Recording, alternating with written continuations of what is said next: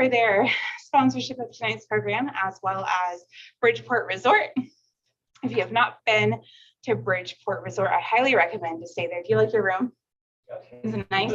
Yeah, it's awesome. And I am a frequent visitor to Door County Medical Center, and they are really great people too if you get injured. But I hope you don't actually have to go there though. Just go to Bridgeport instead. That was way more fun. Tonight we have Matthew Prigge, who has joined us from Milwaukee. So big thank you for coming all the way up here this evening, Matthew. He's an author and librarian, technically from St. Francis, Wisconsin, regular contributor to the Milwaukee magazine, and has won numerous awards for his work. Your 5th book is due out in April. Is that still? Yes. That's still awesome. It is about the Brewers season starters from 1970 to 2022. I actually don't know much about the Brewers, so I'm excited to pick up your book and give it a read. Tonight's presentation comes from stories from a book called Milwaukee Mayhem. So we're going to learn all about things going on down in the home of Harley, the Cream City. All right, without further ado, I give you Matthew Prigge.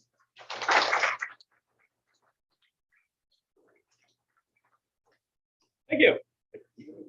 Sitting in the front, and I turned around and the room was full. Well, thank you to the Historical Society for having me, and Andrea for setting this up. And of course, to all of you for coming out this evening. So as Andrea mentioned, these are stories from a book I published in 2015 called Milwaukee Mayhem, which was a collection of nonfiction stories, short stories about strange and vicious ongoings in Milwaukee's first century. So these stories, I'm going to talk about 4 stories tonight. All of these come from the book. And just to get right into it, to give you an idea of how things are going to go tonight, read the first story. This is the only one I'm going to read. Oh, is this better? Are we good? I don't think this is. We're working on it.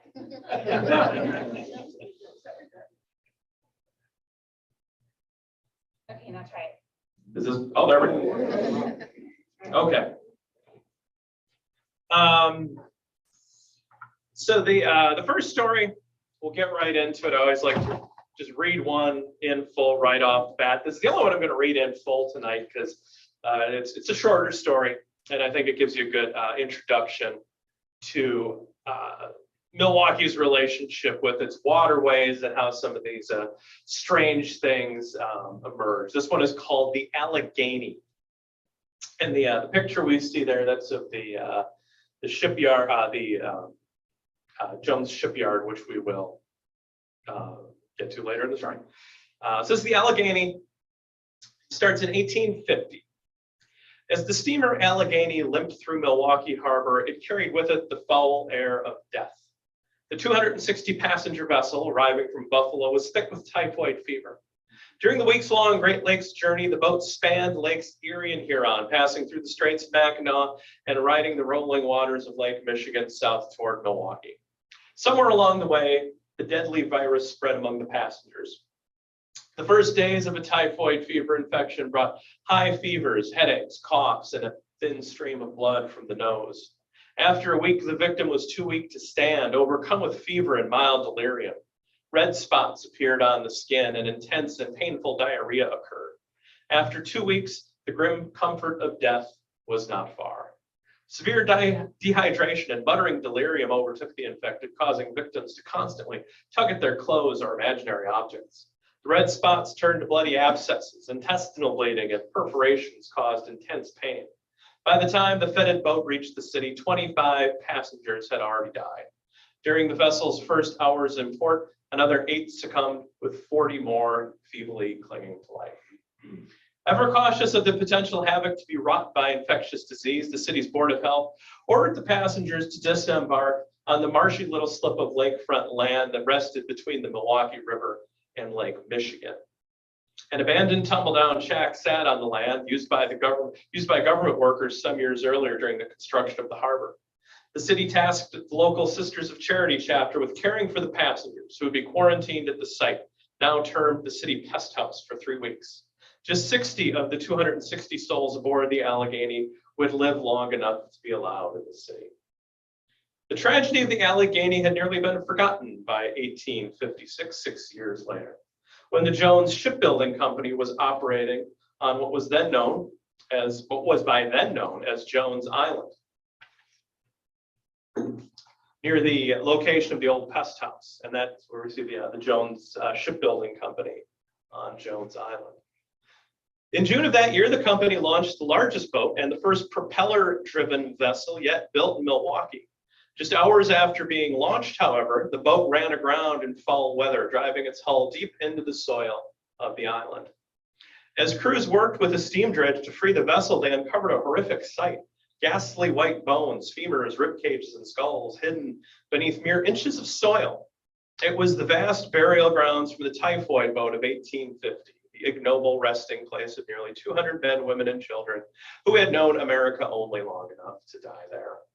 In a coincidental twist, this boat had also been christened the Allegheny. Jones Allegheny remained lodged in the marshy earth of the island for another 10 months before a house-moving firm was finally able to free it. Shortly after the vessel's relaunch, it was involved in a collision and sank. So that's kind of sets the stage for this, not only the tone of what a lot of these stories involve, but also Milwaukee's relationship with its waterways. Here we see in 1850, this is a way of people getting to the city. A lot of these boats passenger ships came from Buffalo, traveling through the Great Lakes to land at Milwaukee. One of the, I'll get to this a little bit later too, but if anybody, first, is anybody here familiar with Milwaukee? Maybe lived there? Okay, yeah, sure, okay. So the port of Milwaukee, if you look at a map, there's a nice wide bay right where the Milwaukee River joins up with the other 3 rivers there and meets the lake. It's a very nice natural landing spot. This is what brought the first Europeans to this area. The deep riverways, that's what sustained the native populations that live there. As long as people have been living in that area, it has been the waterways that have been drawing them to the area, getting them around, and eventually really began to build and then power the local economy. And the other thing that I find interesting about this story is just how 6 years passed between this boat docking on this desolate piece of land and the shipbuilding company going up there. And just that 6 years is enough to erase all memory of this, what must have been a pretty horrific event. Almost 200 people died on this piece of land. But the wheels of progress moved very quickly in that era, especially when it came to developing these, what we now call the Midwest, what was at that time called the American West, developing these as industrial powers. And this story also involves one of my very favorite little parts of Milwaukee, which is Jones Island. Is anybody familiar with Jones Island? Okay, one. So it was never actually an island, but it was a little slip of land. Initially kind of a glorified sandbar really on the lakefront. Served as the home for this shipbuilding company. Eventually, a Polish community developed there, the Kashubi people. Set up a sort of squatters community on the island. So if you ever, I won't talk too much about it tonight, but Jones Island, quite an interesting part of both Milwaukee's relationship to the waters and just its city history. So, we started early on here, the 1850s, people arriving in the city by ship, the city's development as the development of industry in the city. 2 very important things the waterways have done. Another important thing, especially today, probably the most prominent role the waterways play today is recreation. So here we see the steamship Christopher Columbus. This is a 360-foot whale-back steamer. This part of the vessel there is what makes it a whaleback. It was the only whaleback passenger vessel ever built. It was actually built in 1892 for the Columbian Exposition in Chicago, if any of you are familiar with Devil in the White City. This ship was built as a sightseeing vessel for that singular event. It was, I mean, I think the capacity was around 2,000 people. It had staterooms, as luxurious as you could imagine a ship in that era. The estimates are that during the 6 months of the Columbian Exposition, it carried about 2 million passengers. After the exposition, it was put into regular passenger service between Milwaukee and Chicago. Ran a few times a day up the coast between Illinois and or between Chicago and Milwaukee, docking in downtown Milwaukee, and the getting more to the recreational part of the river. Of course, the trip was only part of the experience. Some people went up to Milwaukee for the weekend.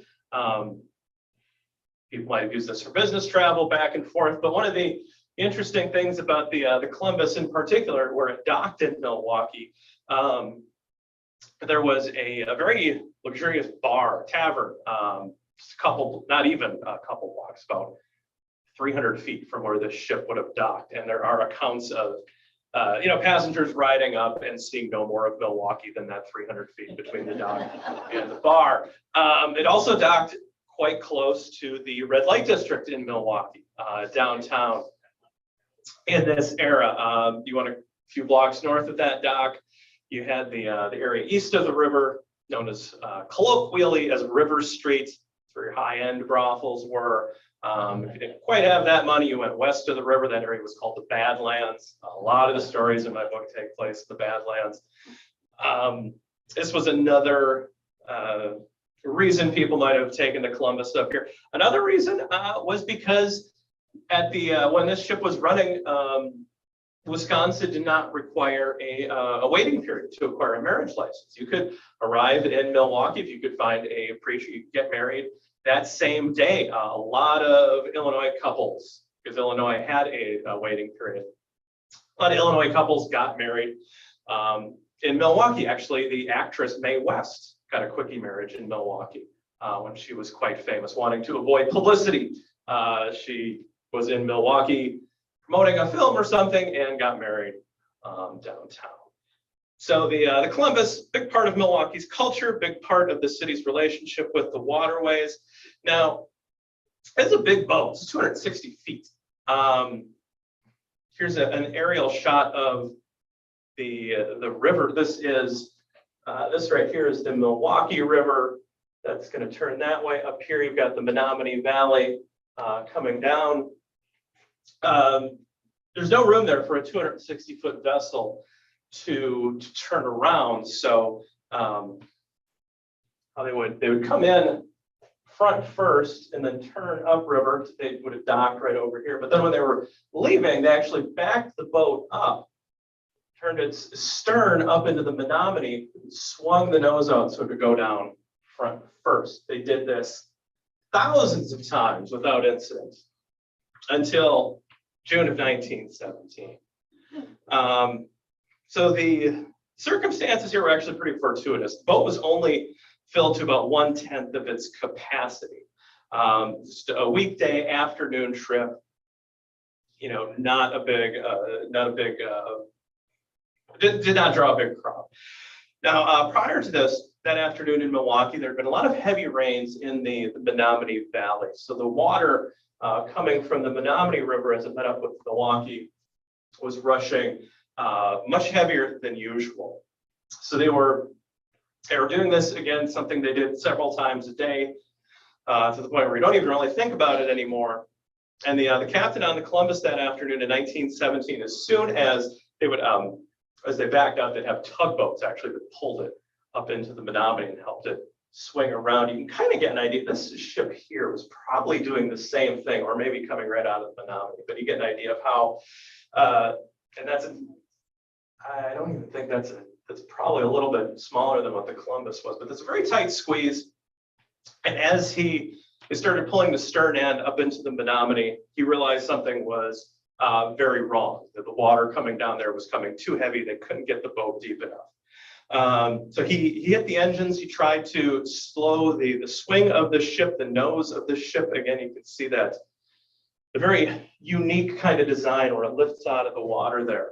That was swinging towards the bulkhead right there. So he hit the engines. He tried to slow down. He grabbed a bullhorn, tried to yell to the people who were standing on that part of the boat to get out of the way. The engines throwing the engines back didn't do it. The people did not hear him or did not listen. And the nose of the boat, again, that bow, hit the leg of a water tower that happened to be on the riverbank. It hit it about 20 feet off the ground, snapped the leg off. The water tower crumbled over the top of the Columbus. If they had been about 2 feet further up in the Menominee, they would have missed it completely. It just caught the very end. So you see there, the tower had about 25,000 gallons of water, and that mostly ran over the top, but it was the legs, the superstructure of this tower that crushed the boat. And I'm going to read a little bit of an excerpt from the story here of the wreck of the Columbus. With the dreadful snapping of heavy timbers and the sharp ricochet of its support cables being pulled from the brick buildings behind it, the tower fell awkwardly over the 5 decks of the Columbus. The tank fell clear of the boat's starboard side, but the support structure crushed the port side of the vessel like an eggshell, ripping a 12-foot gash in the roof of the dining room. The wheelhouse was smashed, and dozens of passengers were sent flying in all directions. Many ended up in the river, with a few unfortunates torn apart by the collapse, their blood streaking the deck of the boat and running into the water. The breaking of the timbers, the yells of the boat hands, and the screams of the women will stick to me as long as I live, the survivor told the Milwaukee Journal. The whole boat rocked and careened as if it was going over. One woman had her head mashed into a jelly. Another had her legs cut completely off. And I saw them gathering up the heart and organs of some other person. I tried to get through and help, but they wouldn't let me. So the hours after this are a very frantic period. People are knocked into the water. They tie the boat off as soon as they can. People are obviously terrified. They jump off the boat. It takes them almost a full day to settle the passenger manifests against the people who are missing, against people who just ran away. They spend a whole day dragging the river looking for victims. It turns out 16 people lose their lives in this tragedy. Takes a few days to identify some of the victims. And the inquest into this finds that it's no one's fault, merely an act of God. A lot of these maritime disasters are determined to be something similar to that. The Columbus itself is shut down for the rest of the year while it's repaired. It does run until 1933, going between Milwaukee and Chicago, but eventually scrapped, and what they called the Queen of the Lakes was no more. So it's a good example of recreation on the waterways, how it ties into this. Of course, another big part of what the rivers and the lake mean to Milwaukee is commerce. I mentioned earlier about that nice wide bay Milwaukee has. If you're coming down through the lakes from the north, Milwaukee was really the best spot to land on the west half of the lake. Chicago is a little further down, their harbor, not quite as good. And really, up until the 1850s or so, Milwaukee and Chicago are actually pretty, not really, but they're close enough. Chicago is a little bigger, has more industry, but Milwaukee is pretty close behind it. Now, in the 1850s, there's a huge shift in that. Chicago takes off, becomes the capital of the New West. Milwaukee lags behind. I'm sure some of you know why that was. The railroads.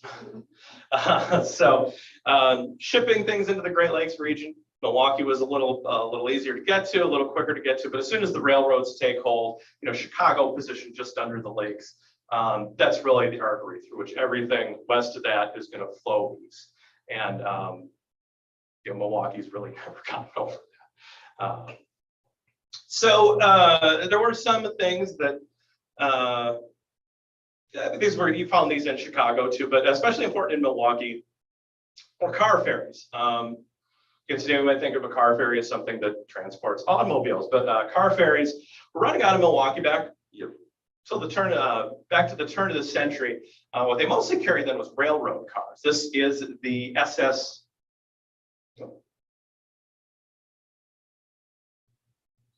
Lagging behind here.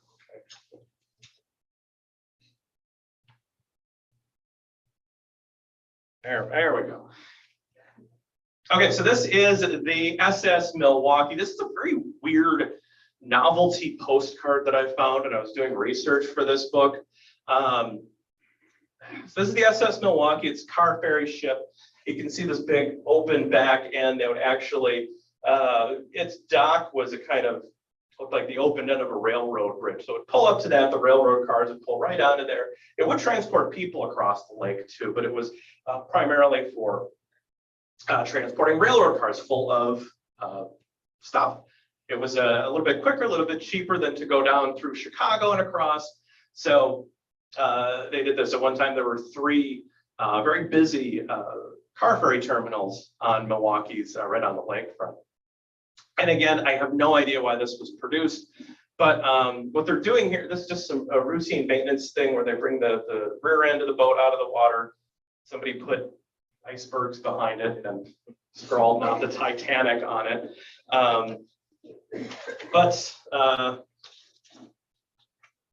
Kind of a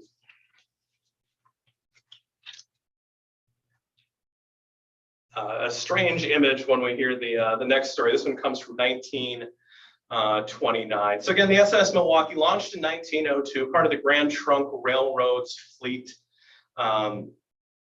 In October of 1929, there is a big storm that kicks up on Lake Michigan. The Journal later calls it the greatest freshwater blow in 16 years. You've got winds of 50 miles per hour. There are 20-foot waves on the lake, hail, snow, everything you could imagine. There's a story of 2 crewmen who were supposed to go on who worked on the Milwaukee. They were watching the weather from the Siemens Union building. It was so bad they didn't even bother going down to the ship because they were certain it was not going out that day. But the captain of the boat, a man named Bob McKay, nicknamed Bad Weather Bob, he's going to take it out. It's about 3 o'clock that afternoon. They depart. They have 52 crew members on board. There are 27 railroad cars in its hold, carrying about $100,000 worth of cargo. They have everything on board from automobiles to bathtubs to cheese. So the ship takes off. There's another story of a couple of men, I think they worked for an insurance company or something, on one of the taller buildings on the lakefront, watching it leave, and one says to the other, well, what do you think? What chances do you think it has? And the guy goes 50-50. That would prove to be optimistic. Gets about 3 miles offshore, passes the U.S. Coast Guard ship. The Milwaukee's rolling very badly. This is just 3 miles off. You haven't even gotten to the bad weather yet. That's the last time anyone would see the vessel. 1929, there's no radio on board. So they are, once they get out of sight, they are on their own. About 7 miles off, the ship is still pitching very badly, going from side to side like this. In the hold there, when they would drive those railroad cars on, they'd be held in place by chained to the hull of the ship, essentially. As it's rolling, one of the chains snaps. The cars it was holding all shift to one side, punches a big hole in the side of the vessel. McKay turns it around. He's trying to make it back. What you do in this situation was you would just go as fast as you can toward the shoreline, basically try to run it aground just to keep it from going down. He cannot do that. About 3 miles off of Fox Point, which is just north of Milwaukee, the ship sinks. Now, again, I said there was no radio on board. In this storm, nobody really knows what has happened. The next day, people, the newspapers are running assessments of things. They know it's been this horrible weather. Docks are washed out up and down the lake. 5 ships are, as of the next morning, 5 ships are missing. Now, through that day, 4 of these ships eventually make it into port. Milwaukee is the one that never shows up. So now I'm going to read another passage from the book, starting off from this point. The morning papers breathlessly reported on the damage wrought, but hardly mentioned the Milwaukee. The commander of the Grand Trunk Railroad fleet, owners of the ferry, proclaimed his utter faith in Captain McKay, citing his 50 years experience on the lake. Because he is in charge of the Milwaukee, I'm not generally worried, the man said. Captain McKay is familiar with every nook and cove on Lake Michigan, and he has very likely found one in which to ride out the storm. But the worries grew as the hours ticked by. The SS Grand Rapids, another Grand Trunk ferry, had by the next day arrived safely in Michigan, having left 4 hours after the Milwaukee and reporting no sight of the vessel. Later that day, the SS Cestus, a steel freighter bound for Milwaukee from Chicago, came upon gruesome wreckage just off Kenosha. One, then another, and another appeared round the boat, dead men strapped into SS Milwaukee life vests.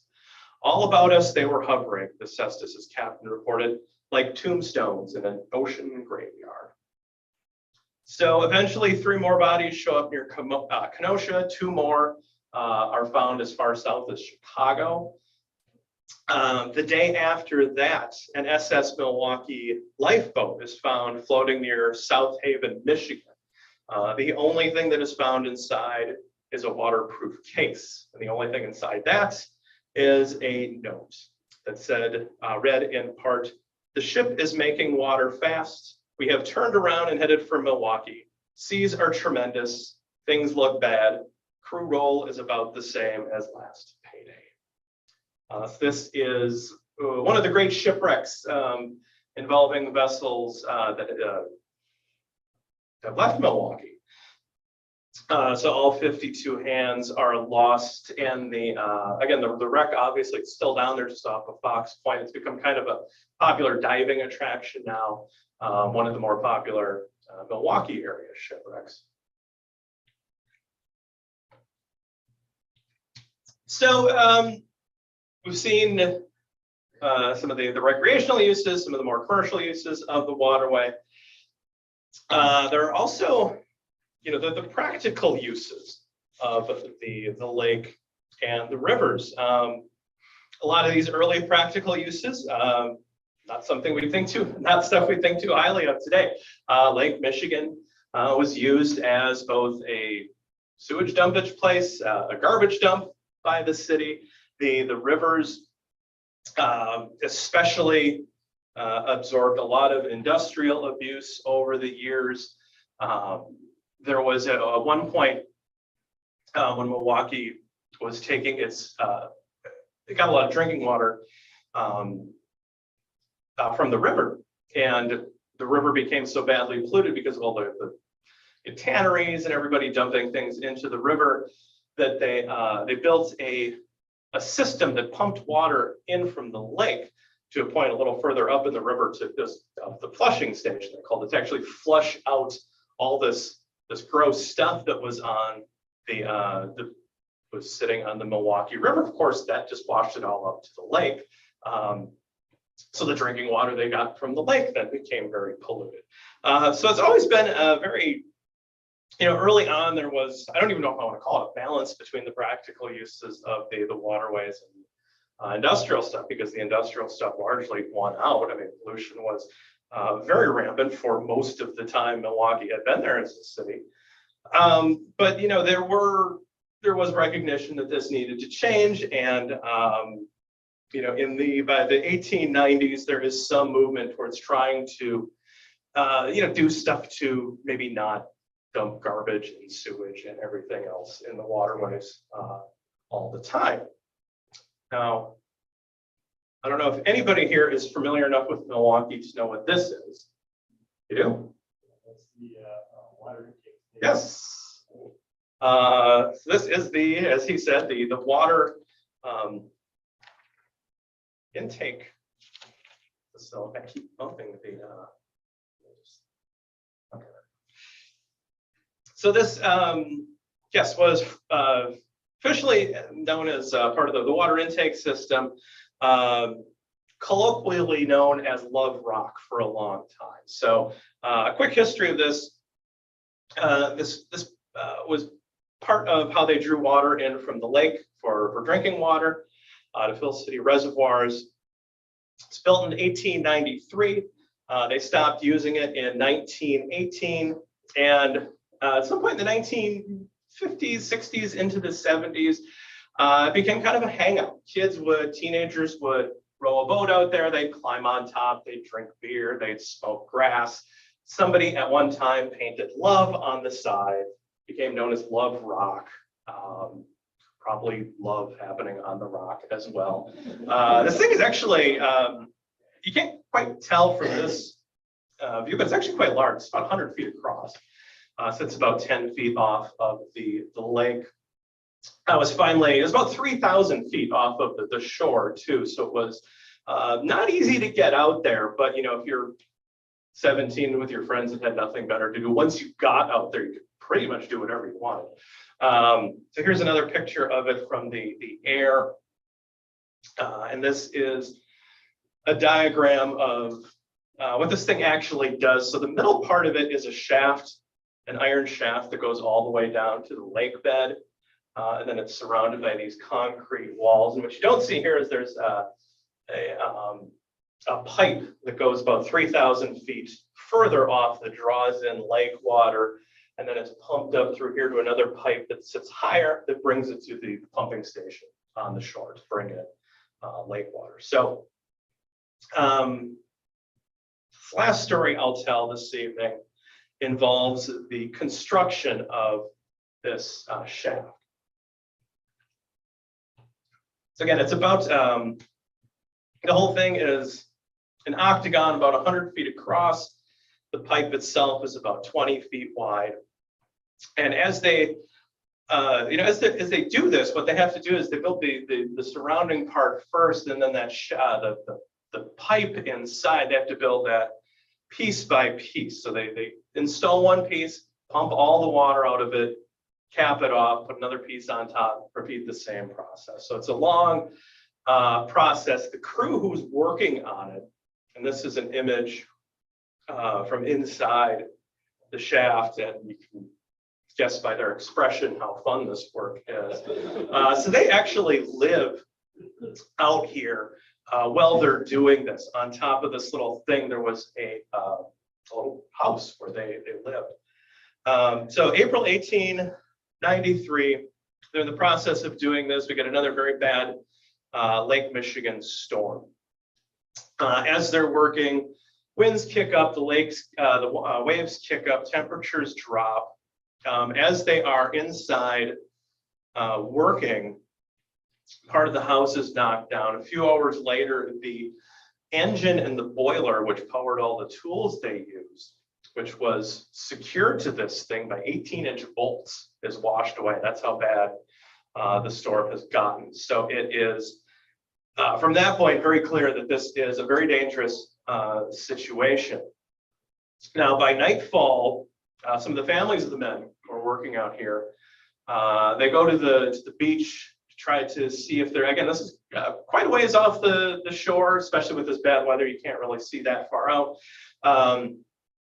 They can't see the lantern that usually hangs in front of this house. They start to get very concerned. They alert officials of the project. They think something has happened. They say that the men in this situation, they're probably hiding, riding out the storm inside the shaft with the upper lock closed. And that is indeed what these men are doing. There are 15 men working out there. They go inside the shaft. Now inside that, because of them being underwater, the air pressure is very high. It's about twice what the normal air pressure is. So breathing is difficult. Their blood begins to thin, but they do remain dry. Now, you don't really get such a good idea of it, but from this drawing, but part of the shaft is open on the top, above where they've sealed themselves inside.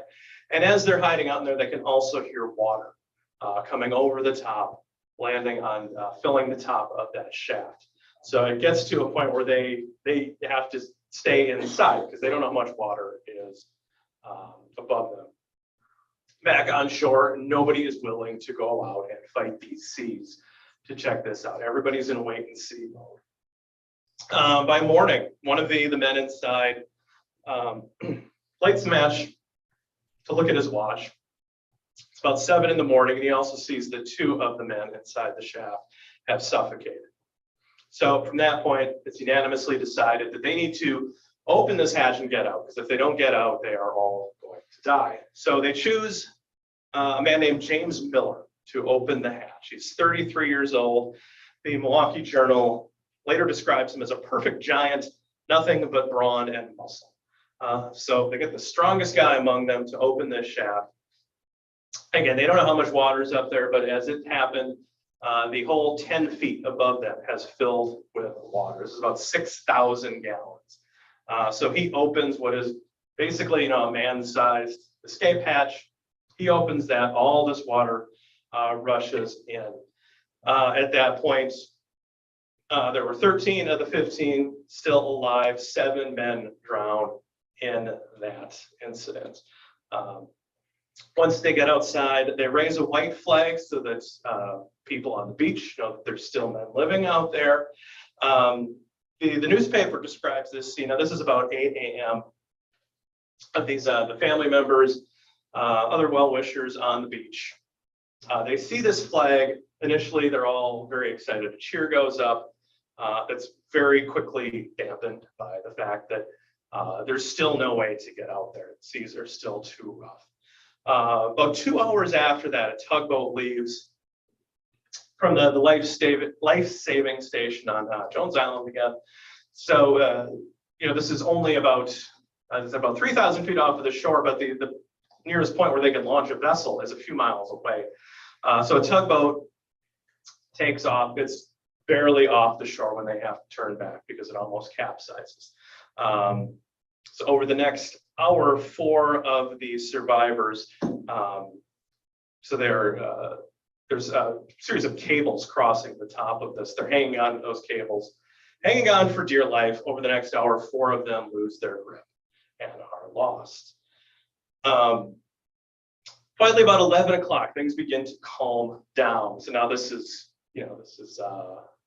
4 hours after they first make the decision to go up top. And about 3 hours of hanging on in this horrible storm. So finally, a tugboat named the Welcome. Oddly enough, one of the tugboats that was involved in the Christopher Columbus wreck that was pulling it back up into the Menominee Valley. That tugboat called the Welcome. It's a pretty good sized tug. It's probably similar to one of the tugs that are docked a little further there up on, I just don't know what body of water this is. This river? Okay, yeah. So one of them over there. So it's a pretty good sized tugboat.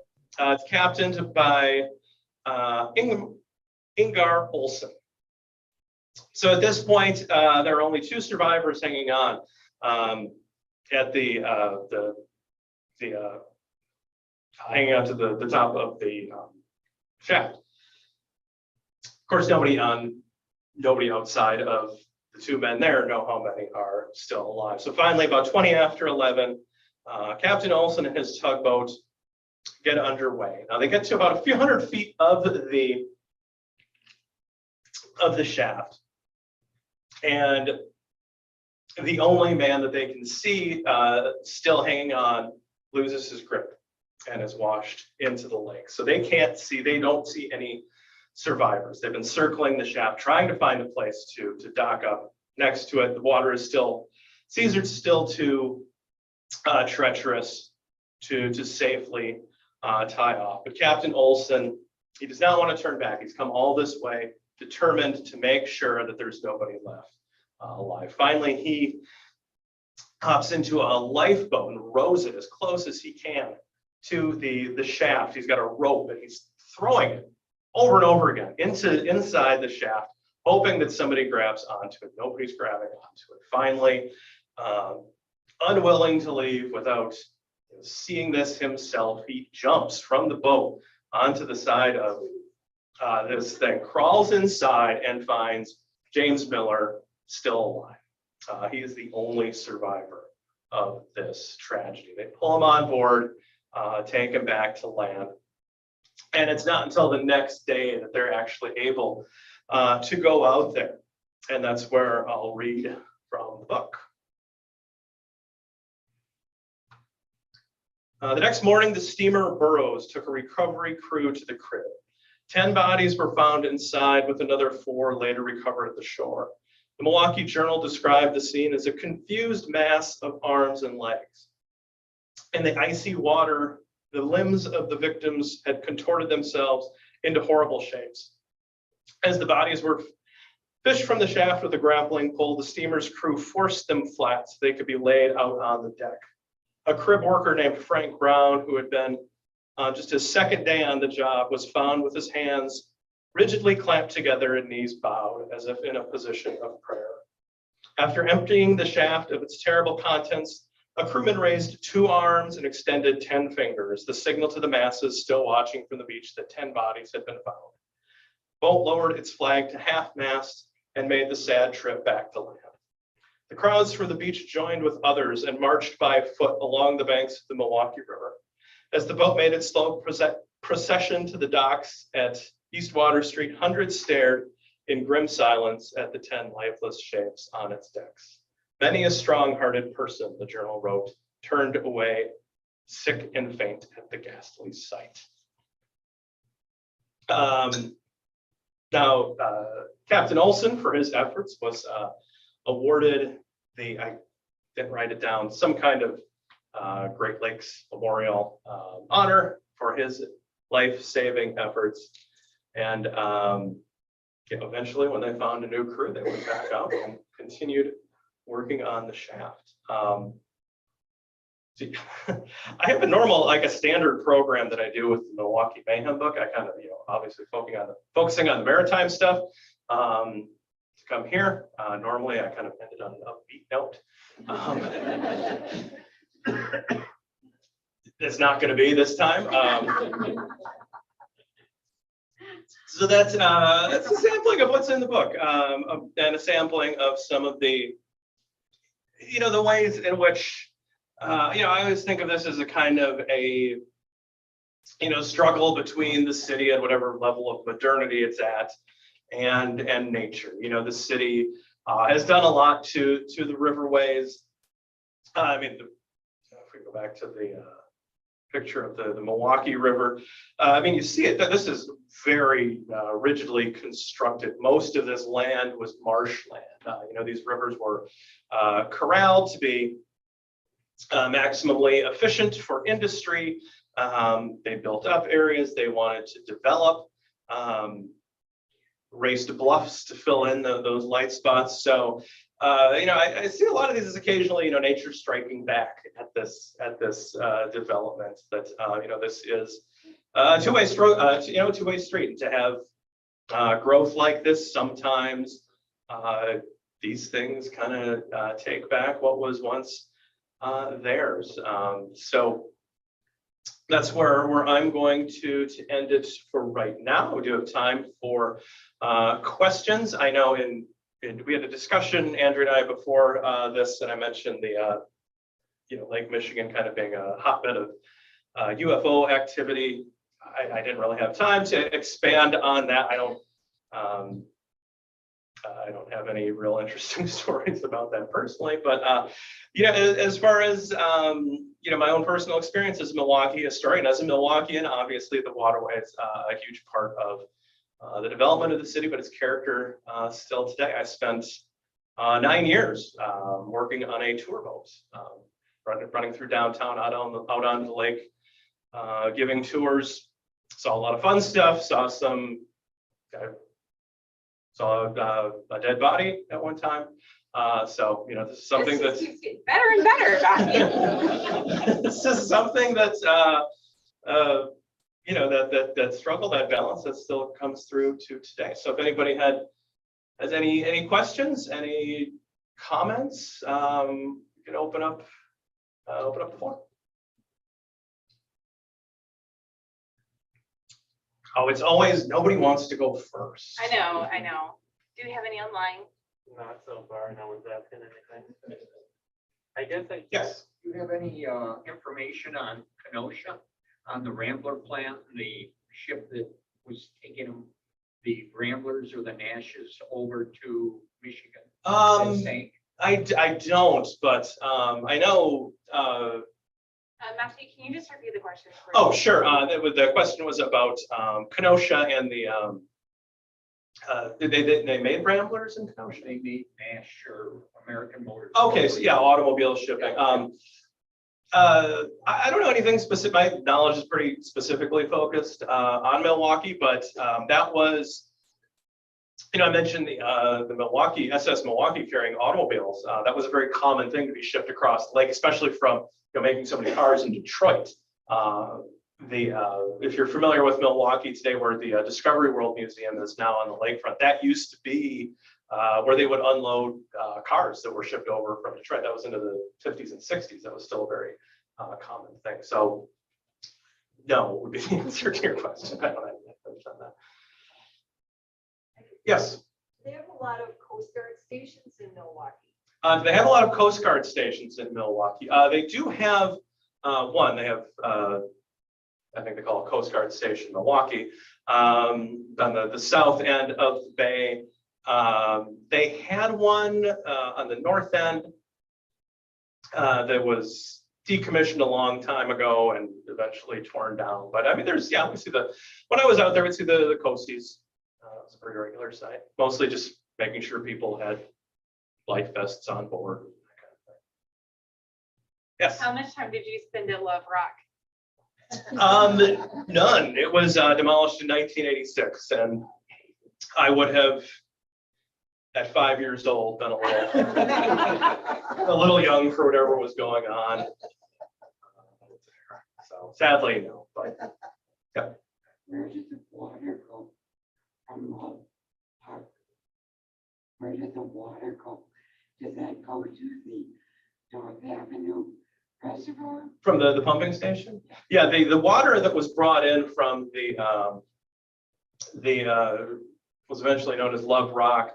That was, it did go to the North Avenue. I think it was sent all over to all the city reservoirs, I believe.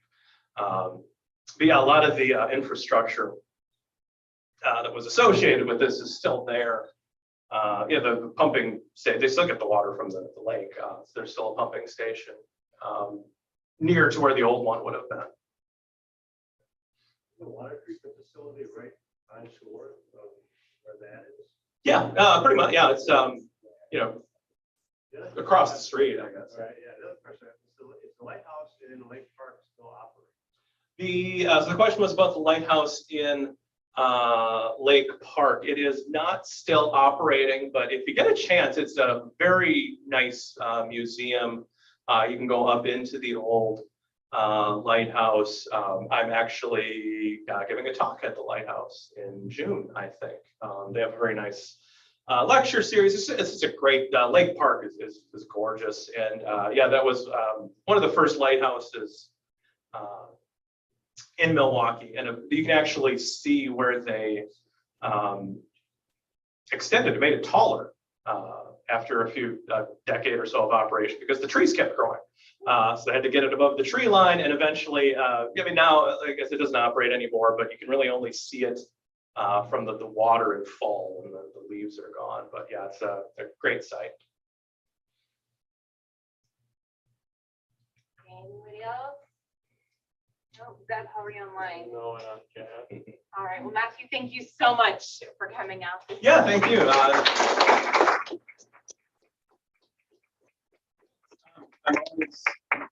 always, I can only do so much with this stuff. It's really the group that makes it. So you're a great audience. Thank you. I do have, so in addition to Milwaukee Mayhem, I wrote a book on the Newhall House Hotel fire that happened in Milwaukee in 1883. It was still today, one of the deadliest hotel fires in US history. I also have a book on movie censorship in Milwaukee. Milwaukee, believe it or not, was the last major US city to ban nudity in the movies. Did so all the way until 1970. And then I've got a volume called Milwaukee Noir that's fiction stories, short stories that I contributed one story to. So those are all available. Those are $20 each. I've also got some business cards that has my website on it. And as Andrea mentioned, hopefully in the next 3 to 4 weeks, my book on the history of the Brewers through opening day will be available. That's the history of the franchise told through the 53 home openers. So that one, I'm real excited about that one. You'll be able to order that one online shortly. And then if you go to my site too, that'll have all the speaking engagements and everything else on it. But so thanks again for coming out. And if you want to see me afterwards, I'll be over at the table here.